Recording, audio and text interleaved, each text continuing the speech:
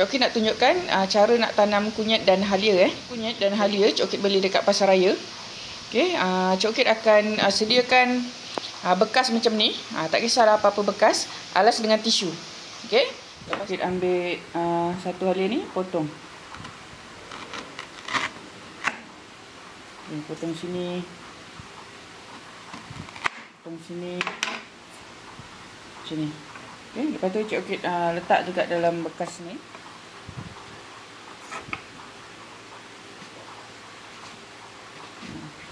Okay. Cik Okey jarak-jarakkan macam ni. Sebab nanti nak bagi dia ruang untuk tumbuh tunas baru. Lepas tu alas dengan lagi satu tisu atas dia. Okay. Macam ni. Okay, lepas tu Cik Okey akan basahkan tisu ni. Okay. Cik Okey ambil air, basahkan tisu ni.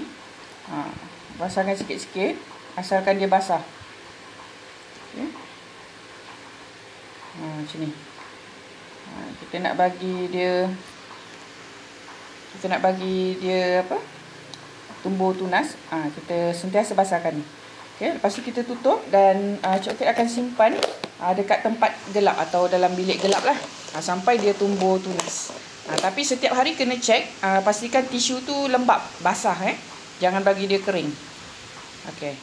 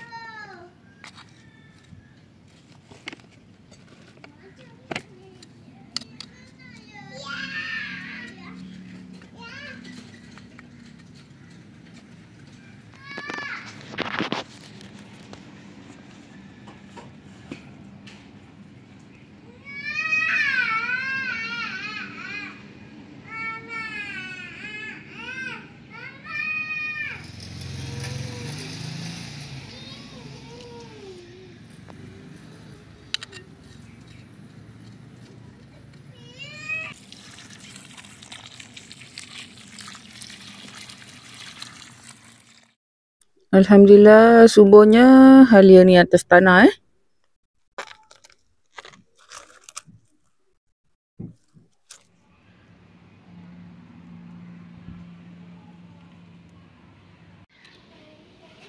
Ni pokok halia dah besar.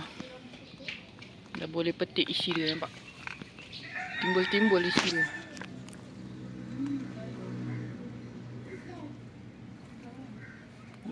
Bunga halia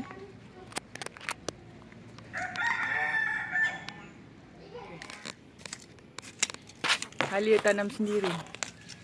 Nah. Alhamdulillah. Senang kan? Terima kasih. Wangi. Rasa nak kunyah macam tu je.